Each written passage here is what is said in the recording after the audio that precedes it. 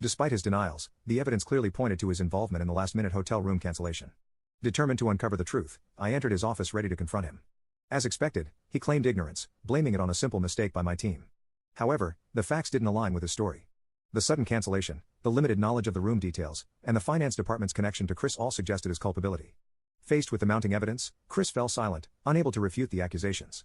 Informing our clients about the change could raise suspicions, but I couldn't let his actions jeopardize the team's hard work. Resolving this issue was crucial to ensuring the success of the negotiations. I recognized the significance of the upcoming negotiation, so I chose to prioritize securing its successful completion over confronting Chris more forcefully. This negotiation is crucial, and any further interference from you will leave me no choice but to escalate the matter to the president. I can provide the recorded call as evidence at the executive meeting. Although Chris appeared to back down, I couldn't dismiss the possibility of him continuing his disruptive actions. True to my concerns, he decided to usurp control of the negotiation at the worst possible moment. Despite the challenges we'd already overcome, such as the hotel room change, the negotiation was nearing its conclusion, and I had expected the top executives to finalize the contract the following day. However, first thing in the morning, Chris summoned me to his office and declared, "I cannot entrust this important negotiation to you. I will take over, you need to worry about it." "I don't understand what's wrong," I said, perplexed. Chris frowned. "That's the issue. Why can't you simply follow your boss's instructions? You have a choice, get fired or be demoted. We don't require your services for this job." I was taken aback. Tomorrow was the final stage of the negotiations, and Chris's demand to take over the situation left me speechless. I never anticipated such an emotional outburst from him. "What's the problem?" "You're being punished for outshining me," Chris said, revealing his jealousy. Chris, being the same age as me, couldn't tolerate my success. He had been secretly sabotaging me, and now, seeing me close to sealing the deal, he decided to act directly. When I remained silent, Chris spoke with a gleeful expression. "You are getting arrogant just because you can speak English, right? Your resume shows you've worked at 3 different trading companies. We have plenty of people who can speak English at your level." I almost asked how he knew the details of my resume, but then I realized that. Now you can watch the second part by pressing share and more. Update 2. I was about to go into the details of my resume, but then I realized that HR was also under Chris's control. He must have forced the HR manager to show it to him. "What's your point?" I asked calmly. "I can converse in English proficiently, so there's no need for your involvement in tomorrow's negotiations." He mistakenly thought my business English abilities were crucial for sealing the deal. While his misconception was rather amusing, I didn't feel inclined to correct him. Besides, I had no attachment to a company where superiors took undue credit.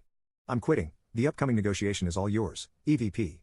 With that, I hastily left the conference room, angry and determined to pack my belongings. As I headed toward the sales department, I ran into David. "What's wrong? You seem upset," he said, sensing something was amiss. David invited me to his office and asked for an explanation, so I recounted all of Chris's wrongdoings, including the previous act of sabotage. After listening to everything, David closed his eyes and contemplated the situation. I braced myself for him to dismiss my concerns, but then he spoke, his tone tinged with bitterness. "Chris has done it again." "I'm confused," I responded.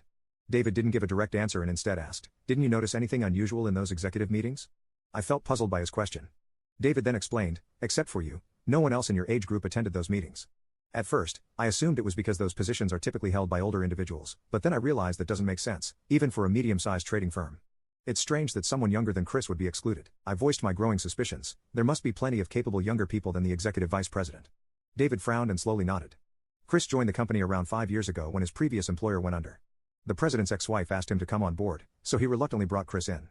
Now that the president has remarried, Chris knows this fuels his rivalry with the younger men.